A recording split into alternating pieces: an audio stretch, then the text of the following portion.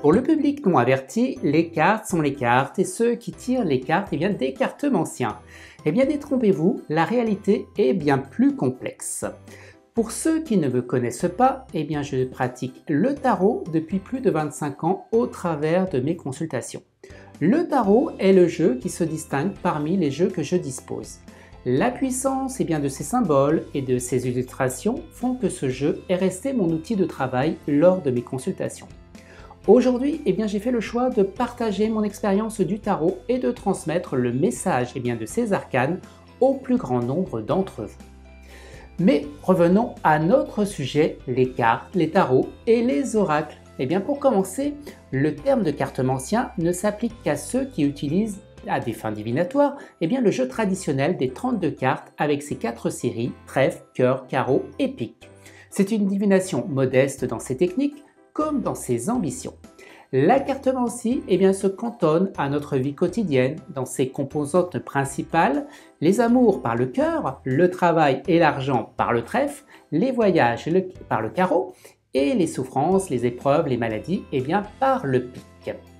Le tarot du tarologue, car il existe aussi un tarot à jouer qui n'a rien à voir avec le tarot divinatoire, est un instrument original, un jeu de 78 cartes que l'on nomme jamais cartes, mais arcane ou lame, des mots très révélateurs.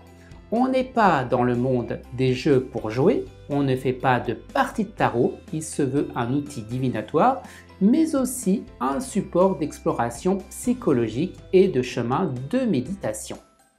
À savoir, le tarot repose sur une structure bien particulière contrairement aux oracles. Un tarot est toujours composé de 78 cartes, dont 22 arcanes majeures et 56 cartes mineures qu'on appelle les arcanes mineures.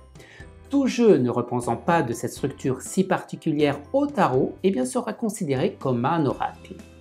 Les oracles, quant à eux, sont des jeux strictement divinatoires créés par des voyants.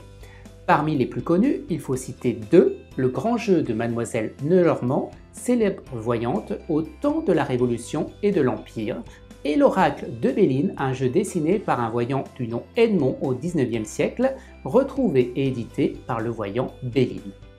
Un oracle, contrairement au tarot, est composé d'un nombre de cartes indéfini et repose sur la structure de son auteur.